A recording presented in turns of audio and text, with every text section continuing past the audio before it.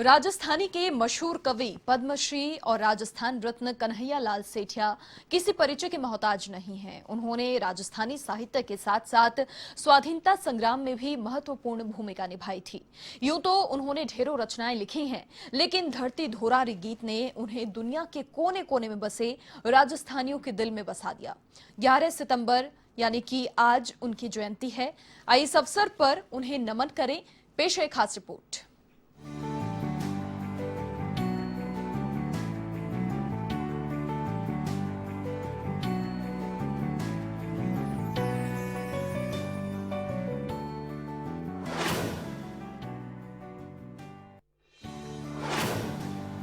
महाकवि कन्हैयालाल सेठिया पद्मश्री और राजस्थान रत्न से सम्मानित हैं।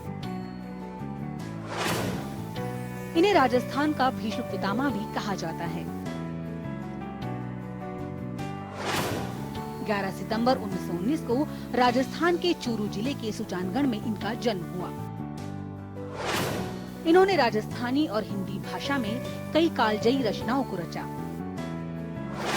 इनकी सर्वाधिक प्रसिद्ध काव्य रचना है पाथल व पीथल। इनका लिखा अमर गीत धरती धौरारी राजस्थानियों के दिल में बसता है।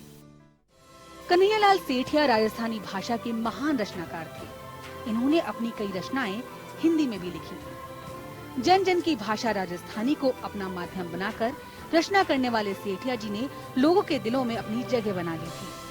वो एक स्वतंत्रता सेनानी, सामाजिक कार्यकर्ता, सुधारक और परोपकारी थे। लोकप्रिय गीत धरती धौरारी और अमर लोकगीत पाथल और पीथल के रचयिता साहित्यकार कन्हैयालाल सेठिया का पहला काव्य संग्रह 1941 में वन फूल प्रकाशित हुआ।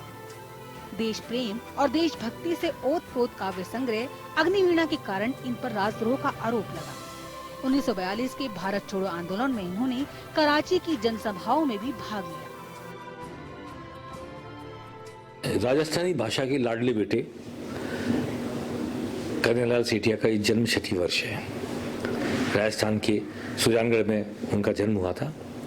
बाद में वो कलकत्ता चले गए और कोलकाता की राजस्थानियों ने अपने बीच साहित्य की सरिता बहाने वाले कन्हैयालाल सेठिया को सर आंखों पर बैठा के रखा और वो जो साहित्य की रचना कर पाए, जितनी किताबें उन्होंने लिखी 60-65, उसकी वजह ये रही कि कोलकाता में जो मारवाड़ी सेठ थे और जो पूरा मारवाड़ी समाज था वो उनका प्रशंसक हो गया था, उनके इर्द गिर्द था और उनका संबल बन के खड़ा हो गया था।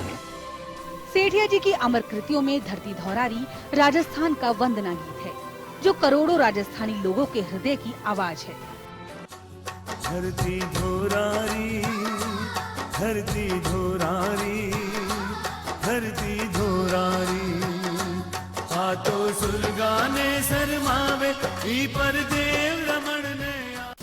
राणा प्रताप पर उनकी लिखित कविता पातल रा पीथल काफी लोकप्रिय रही। कुंड जमीन रो धनी जैसी सैकड़ों कविताओं के माध्यम से सेठिया जी ने आम आदमी के उत्थान का कार्य भी किया। इनकी कविताओं में सब कुछ राजस्थानी है, जिन्हें पढ़ते हुए लगता है मानो हम राजस्थान की आत्मा में डुबकी लगा रहे हैं। इनकी कविताएं पाठक को राजस्थान के अनदेखे कोनों की सैर करवाती हैं। कन्हैयालाल सेठिया की कविताएं एक जमाने में तो राजस्थान के घर घर में गूंजती थी। धरती धौरारी जो उनका अमर गीत है, जिसमें पूरा राजस्थान का तो सुरगाने शर्मावे, इन पर देव नमन ने आवे, धरती धौरारी, वो तो मैं कहता हूँ उसको राज्य गीत का दर्जा दिया जाना चाहिए। मैं तो सरकार से मांग करूंगा कि उनके जन्म शती वर्ष में इसको राज्य गीत घोषित कर दे। राजस्थान के लिए इतनी बढ़िया भाषा में लिखी कोई कविता मैंने नहीं देखी। दूसरा, उनकी कविता हर घर में याद है।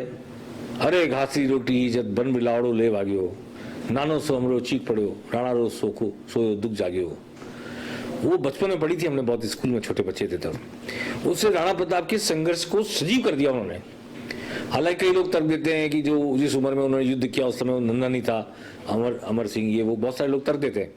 लेकिन उस कल्पना में बेमिसाल उन्होंने महाराणा प्रताप के संघर्ष को, उनकी जिजीविषा को, उनके जीवन की यात्रा के कष्ट को जैसा व्यक्त किया है, इतनी सक्षम कविता मैंने जीवन में नहीं पढ़ी।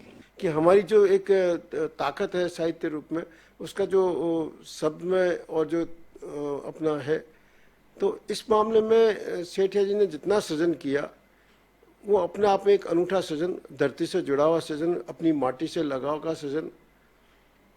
उनको उनकी जो 1976 में लील टास जो पुस्तक थी, उसके ऊपर, राजस्थानी पुस्तक, उसके ऊपर केंद्रीय साहित्य अकादमी का पुरस्कार मिला। इसके अलावा भी कई सम्मान और पुरस्कार उनको मिले। भारत सरकार ने पद्मश्री भी उनको दिया राजस्थानी के आधार पे। उनकी राजस्थानी पुस्तकों का अन्य भाषाओं में भी अनुवाद हुआ। मगर इस युग के इस महान महाकवि को कितना, कब और कैसे सम्मान मिला, ये आपसे और हमसे छुपा नहीं है। बंगाल ने शायद ये मान लिया कि कन्हैयालाल सेठिया राजस्थान के कवि हैं, और राजस्थान ने सोचा ही नहीं कि कन्हैयालाल सेठिया राजस्थानियों के कण कण में बस चुके हैं। कन्हैयालाल सेठिया ने राजस्थानी भाषा के लिए इतना सब किया, मगर सरकार ने अभी तक कुछ नहीं किया। मैं फिर से अपने इस चैनल के माध्यम से इस बात को उठाना चाहता हूं कि ऐसे अमर कवि के नाम पर राजस्थान में, जयपुर में, राजधानी में एक मार्ग का नाम होना चाहिए, महाकवि कन्हैयालाल सेठिया मार्ग।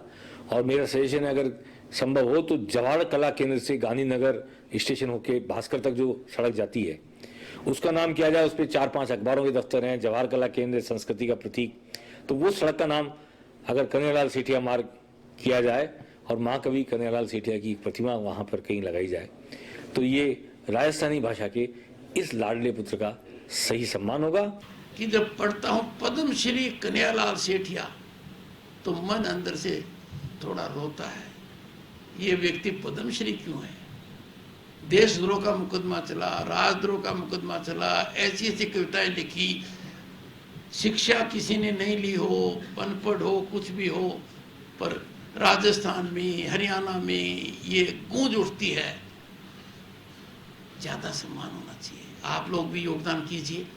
मैं माननीय मुख्यमंत्री जी से करबद्ध कल प्रार्थना करूंगा। वो बहुत एक श्रेष्ठ व्यक्तित्व के धनी हैं। मेरी उनसे व्यक्तिगत मित्रता करीब 4 दशक की है कि सुजानगढ़ के अंदर उनकी हवेली का कुछ कीजिए। कन्हैयालाल सेठिया ने राजस्थानी और हिंदी के साथ उर्दू में भी लेखन किया। राजस्थानी की 14, हिंदी की 18 और उर्दू की 2 पुस्तकों के इस विलक्षण रचनाकार को देश और दुनिया के कई सम्मान मिले। इसमें पद्मश्री, साहित्य अकादमी पुरस्कार, मूर्ति देवी पुरस्कार, राजस्थानी भाषा, साहित्य और संस्कृति अकादमी का सूर्यमल मिश्रण शिखर पुरस्कार और हिंदी साहित्य सम्मेलन प्रयाग का विद्या वाचस्पति सम्मान भी शामिल है। कन्हैयालाल सेठिया महाकवि थे और उनकी रचनाएं किस तरीके से आज भी लोगों के दिल में बसती हैं, आइए चलते चलते आपको सुनवाते हैं। Bureau report, A1 TV, Jaipur. धरती धोरानी, धरती